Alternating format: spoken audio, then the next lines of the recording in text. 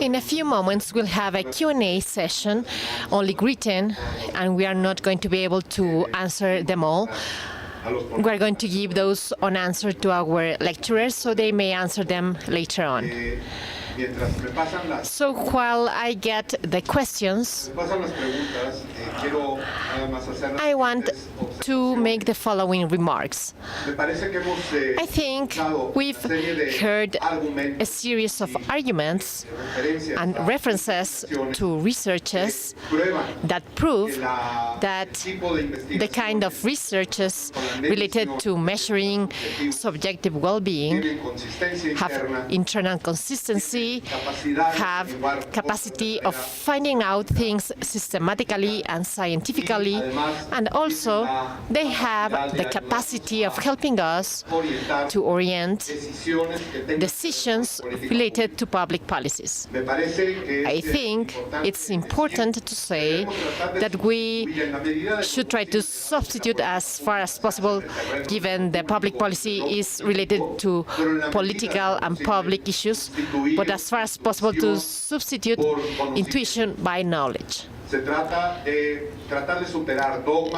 We need to overcome dogmas and prejudices that could exist from decision makers, but not only them, but also those who demand things from public power or want to influence on public policy. In fact, during the lectures we heard, I was thinking on how these things we learn can influence on each one of the stages of public policy, from the development of the public agenda with a more informed audience who is more aware of what is known about what the public in general and several groups would like or might make them feel more satisfied, to the design of the public policy, which is very important, and finally the evaluation of the public policy. I can see and I can sense the use of this kind of information to know to what extent the public policy is satisfying the interests defined by the own subjects who are influenced by public policy, and not only by those who are continuously busy in interpreting them, suggesting them, and supposedly inspiring themselves in those needs or interests from the public. What we heard here, I think, is first, there are physiological correlates of all kinds that prove the validity of the measures of subjective well-being. We heard about the call of attention made by Professor Millán about the epistemological and philosophical change, and also political, that means to take into account what people think about their own well-being and benefit. And we should be very cautious when people talk about the subjective interests of people that is wrong, and that we do know the objective interests of the people, those who were born in some philosophical and political traditions understand better what we are talking about right now. Third, we learned that there are international institutions that are generating a new consensus about how to measure and what to measure in this regard. We also learned about the consistency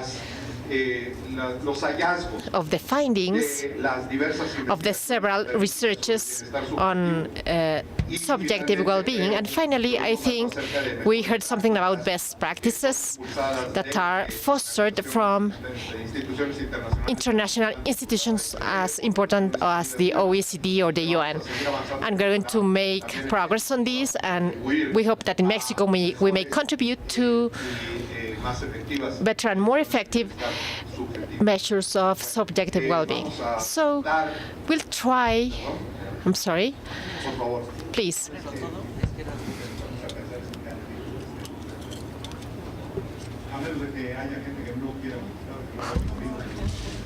Okay, vamos a intentarlo, a ver cuánto alcanzamos. Yo tengo un par. I have a couple of questions. I'll try to answer them quickly. En una se menciona It says en la ponencia de that in the lecture of Edward Diener la de Jorge Yamamoto, and Jorge Yamamoto, they presented data that showed that income do not condition happiness, but according to the results of the BIARE, income go hand in hand with happiness. How can we explain this? Why do we have this difference in the case of Mexico? yo creo que en realidad no hay Well, in fact, I think there's no contradiction. fondo. Lo que mostró profesor What Professor Dines showed is that there's a relationship, a positive relationship, but it's decreasing relación del ingreso con regarding income and subjective well-being. el gradiente, es decir, And the gradient, that is, la curva, the curve is higher los países in countries with a lower level of income compared to those with a higher income. rendimiento marginal So there's a decreciente decreasing marginal decreciente del ingreso. utility profit. So since we have a lot of people with little income, so having more money makes them feel good. This statistic shows that people with more income, the impact is lower in subjective well-being. This is consistent with what we have seen worldwide. The other question is if the BIARE includes questions related to gender equality and domestic violence. Well, it includes a question that asks about if they have been victim of discrimination because of several reasons. One of them is gender.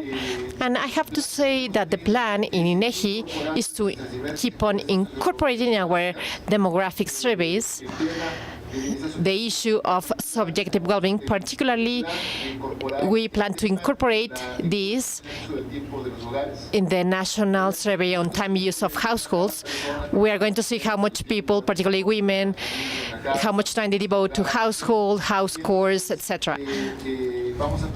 So therefore, we are going to analyze how much time is devoted, but also an evaluation, an emotional evaluation associated to these tasks. And in other surveys, we'll also incorporate more information that can be used for several purposes, among them gender studies. Thank you. René, ¿Perdón? Ok, bueno. at the end. Puede decir, Well, aquí hay una serie de we have a series of questions about the same topic. I'm sorry not to mention the askers because we would waste a lot of time. What are the actions of public policy that you identified in the INEGI, obviously, from the results of the BIARE? Or if you've done subsequent works to see which part of the public policy could be influenced by the results obtained en esta estadística provisional. in this provisional statistic that you have generated.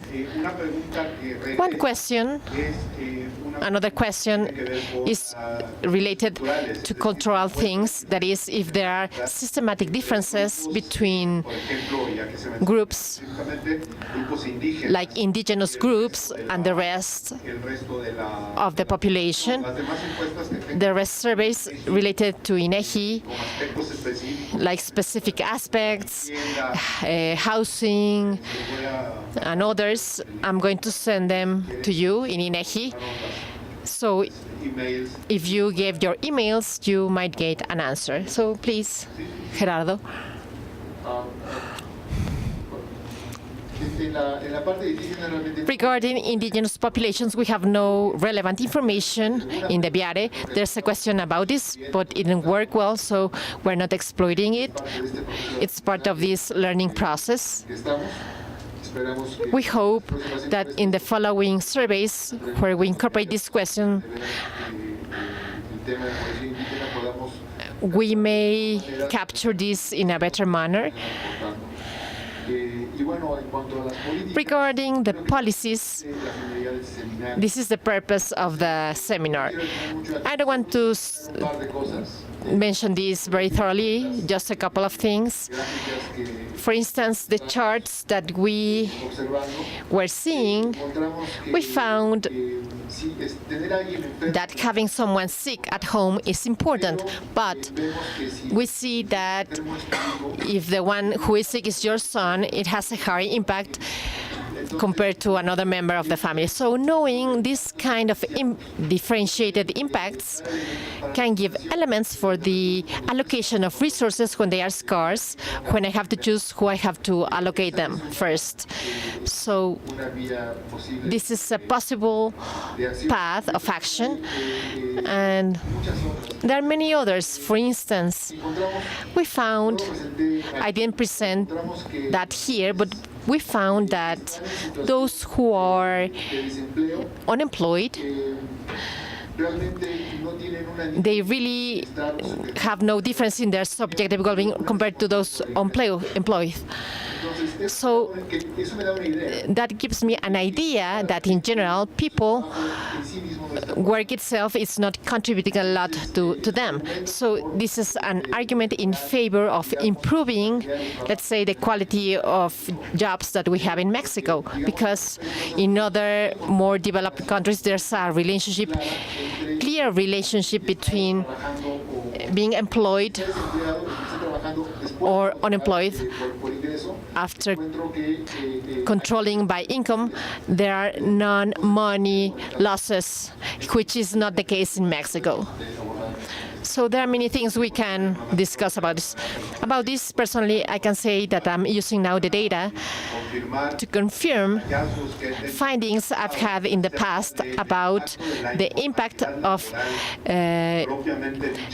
work informality regarding subjective well-being, and I did find differences, and I want to see if we are going to be able to confirm this. And this is also related to public policy regarding work. Gerardo? Roberto. Well, very briefly about the impact of certain public policies on subjective well-being. Specifically, public services, public utilities, is very well documented and studied how utilities like access to drinking water, sanitation, the access to parks, the space itself where people live, the most immediate environment of the cities, do make a substantial difference in terms of subjective well-being.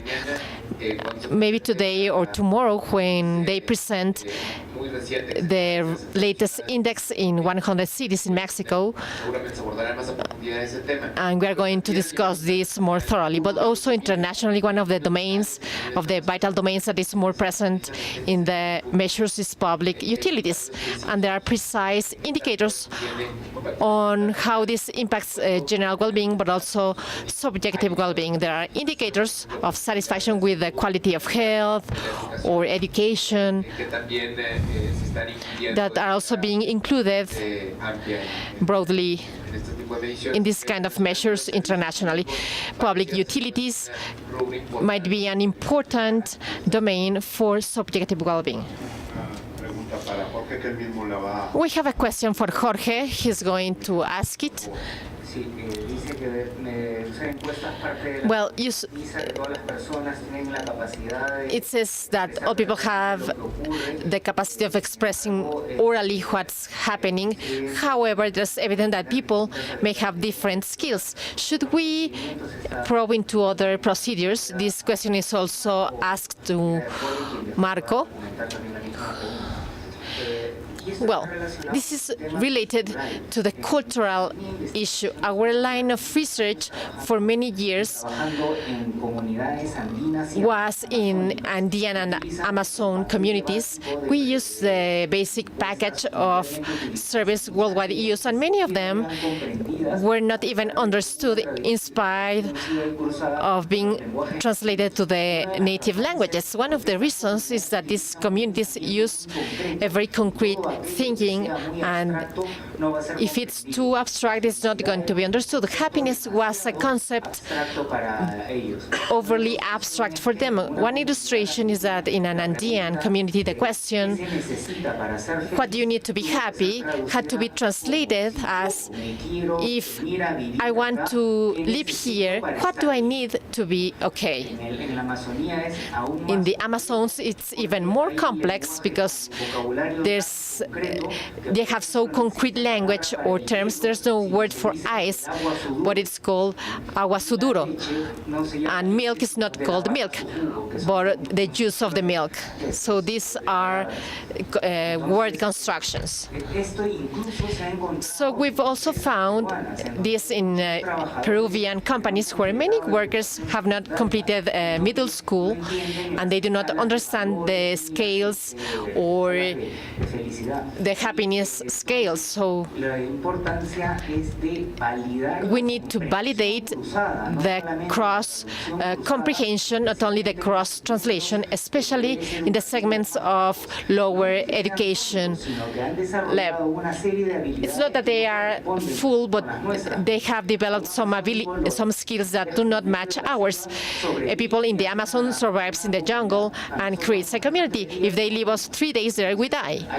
So this is a differential super adaptation. So answering your question, I think we need to make adaptations because this implies a bias, a cultural bias, like educational imperialism, where we are making a reading of what matters to people from an educated vision, which ethically and methodologically is not sustainable. Yes, people differ in their capacity to make evaluative judgments for their life or in their different aspects. We don't all go around with an easy answer that we can just sort when the question is asked. So that's why issues about the context in which the questions are posed are important. This is why issues about cultural differences, how people interpret similar concept, how these concepts get translated in different language.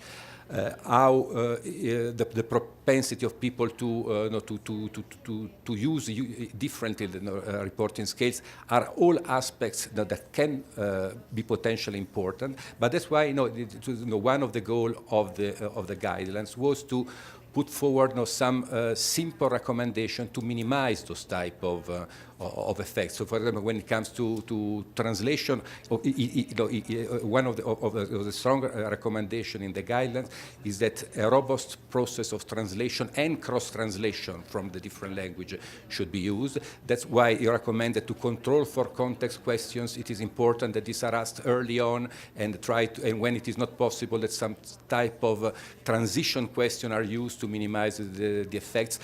So the bottom line is that because people different in their capacity to make those evaluations, we should always interpret these questions as complementary to a range of other information. No one, and not the OECD, has ever suggested that these are measures that should be used in place of measures of more conventional measures of people living condition, household income, expenditure, wealth, morbidity, and so on. There are measures that are an special importance whenever non-market outcomes are involved, but where the goal should be to use them alongside a range of other concepts rather than using them in isolation. Okay, gracias. Bueno, tell us the question. I'm going to read. Is it a risk that some actors want to alter the perception of people about their lives instead of changing their material conditions, and this only to improve the well-being indexes? This is what I was trying to explain in my intervention. In certain traditions, there's like a kind of suspicion that new theories and new subjects of analysis get us far away from our purpose. that should be strictly through the material path. And anything that deviates from this conceptually, that implies different kind of efforts, go to this. So that's what I wanted to say. I know who the actors are who want to alter the perception of people about their lives. There are political parties who do this, that do this. It's allowed in democracy because they set guidelines, conceptions, etc. But at the end, this ratifies what I was trying to say. The subjective in this tradition is thought as a false consciousness, and objective as a good consciousness. And the other is, well, we go back to the problem of the public issues. It's not a risk. Otherwise, it increases the level of information we have about well-being in societies and people, and therefore, and I'll finish with this, it broadens the horizon of information that we have for public decision-making. I want to elaborate on this because it's related to a genuine concern. At some point, I had the opportunity to ask Martin Sen about his opinion on this. I know he doesn't like this, but I want to provoke him. And he said, imagine you have two persons, poor, that need, under the normal standards, they require support for their development, and one says he's very satisfied and the other not. One says he's happy and the other not. Would you give nothing to would you support the one who is not happy and the other that is happy even though it's very poor? Wouldn't you support him? Some friends of mine of the World Bank have told me this, and this implies a concern about the material poverty, and people who are poor, who report who are happy. This could be taken as a guideline not to support them. I think this makes no sense. And we have to distinguish between using this information for regulatory purposes. Let's say I'm going to support you and you don't, in the case of Mexico with the Opportunities Program, or for positive goals.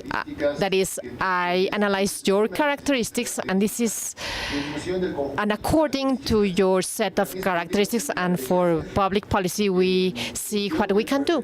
So Professor Diner mentioned this. It's important to highlight this. Very few people think that you only have to take into account objective well-being for public policies. I think we need to incorporate this as an additional element, but not the only one. We have to combine this with other matters. If someone is deprived from many material things, irrespective of being happy or not, but it's important to know if he feels happy or not, because it's also an element to be taken into account. Thank you. Something I'm concerned about, and something important in Latin America, well, the example given before, people very poor report levels of happiness like the Middle Americans. So what we have to do there is to build reflection scales, contextually speaking, because this supposes, well, what we haven't done, I need to define the elements which form my evaluation. This could be fundamental. Well, all the questions are going to be given to our lecturers, so those with an email may answer. I only can say one thing. One question here said, why did you say that income, I'm sorry, yes, that income do not condition happiness? And I think that those who have talked about this have clarified that to a certain extent there's a strong correlation between income and life satisfaction, both individually and socially, nationally, etc. It's from a certain point where this correlation becomes weaker, and there are other factors. No one has said that income is the only factor and that it's not important at all. It's known, it's understood that income is correlated to the capacity of being healthy, of spending money, etc. It has an impact on satisfaction, and that is evident in all the surveys, but it's not the only factor. At a certain point, that relationship becomes weaker.